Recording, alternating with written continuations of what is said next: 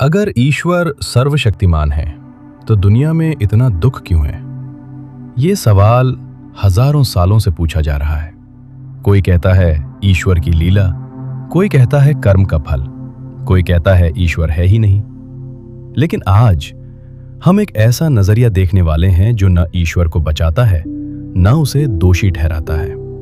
उस नजरिए का नाम है वेदांत। वेदांत कोई धर्म नहीं है जिसे किसी खास दिन निभाया जाए। यह किसी पूजा पद्धति, नैतिक कोड या सामाजिक पहचान का नाम नहीं है। वेदांत का अर्थ है ज्ञान का अंत, वो बिंदु जहां तुम्हारी सारी मान्यताएं, तुम्हारी सारी चालाकियां, तुम्हारी सारे डर और तुम्हारे सारे सहारे चुप हो जाते हैं। वेदांत तुम्हें कोई ऐसा भगवान नहीं देता जो तुम्हारी इच्छाएं पूरी करे।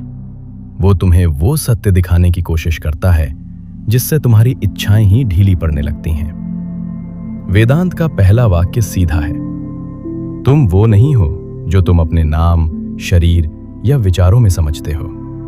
और अब इसी ऊंचाई से उस सवाल को देखो जिसे हम सदियों से घसीटते आ रहे हैं। अगर ईश्वर सर्वशक्तिमान है तो दुनिया में दुख क्यों है? जिस ईश्वर को तुम दोष दे रहे हो वो वेदांत का ईश्वर नहीं है। अधिकतर लोग जिस ईश्वर पर सवाल उठाते हैं, वेदांत कहता है वो ईश्वर कभी था ही नहीं। वो एक मनोवैज्ञानिक रचना है, डर से जन्मा हुआ, असुरक्षा से बना हुआ और उम्मीदों से सजाया हुआ। एक ऐसा ईश्वर जिससे सौदा किया जा सके, जिसे भेंट चढ़ाकर मनाया जा सके, जिससे अपनी गलतियों की माफी मांगी जा सके। वेदांत कहता है ब्रह्म को तुम्हारी पूजा की जरूरत नहीं है। जैसे रोशनी को यह साबित करने की जरूरत नहीं होती कि वो रोशनी है, वैसे ही अस्तित्व को तुम्हारे मंत्रों की आवश्यकता नहीं होती। दुख का निर्माता ईश्वर या पहचान? सवाल फिर लौटता है, अगर ईश्वर है तो वो मासूमों का दुख क्यों देखता है? वेदांत यहां ठहर कर तुमसे एक सवाल पूछता है, तुम खुद को इतना अलग कब से मानने लगे कि पूरे अस्तित्व को दूसरा समझ लिया? वेदांत में ईश्वर कोई जज नहीं है, न कोई इनाम देने वाला, न कोई सजा सुनाने वाला। ईश्वर, यदि ये शब्द इस्तेमाल भी किया जाए तो वो उस ऊर्जा की तरह है जिससे सब कुछ घट रहा है। जैसे बिजली से अस्पताल भी चलता है और हथियार भी। बिजली निर्दोष है।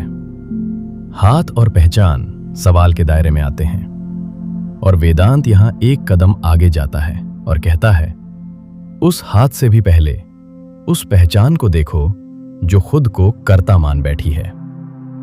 माया, दुनिया का झूठ नहीं, देखने की भूल।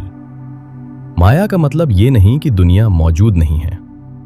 माया का मतलब है जैसी है वैसी दिखाई नहीं दे रही। जैसे अंधेरे में रस्सी सांप लगती है।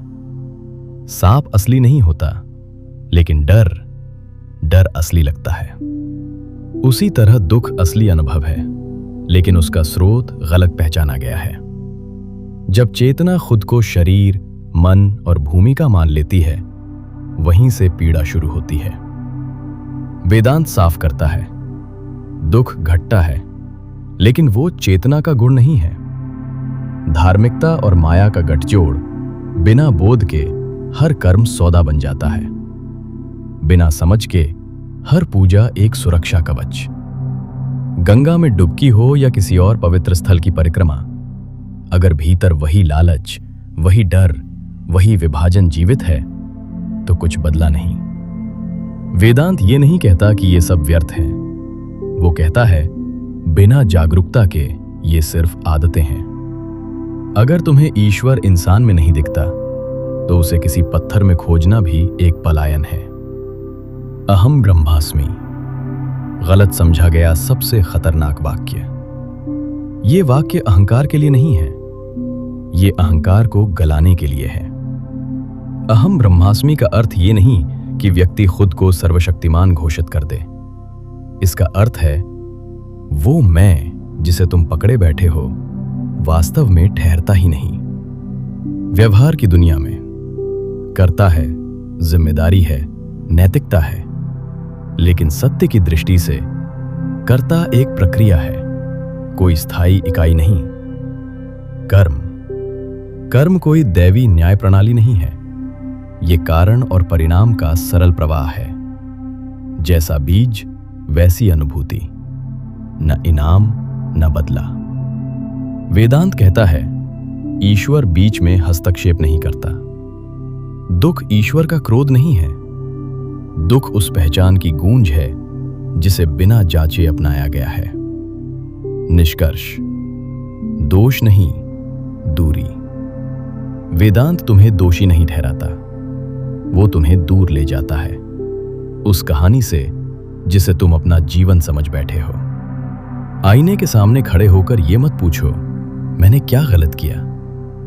वेदांत का सवाल अलग है, क्या ये मैं वास्तव में है भी? और जब ये प्रश्न गहराई से उतरता है तो दुख रहता है, लेकिन उसकी पकड़ ढीली पड़ जाती है।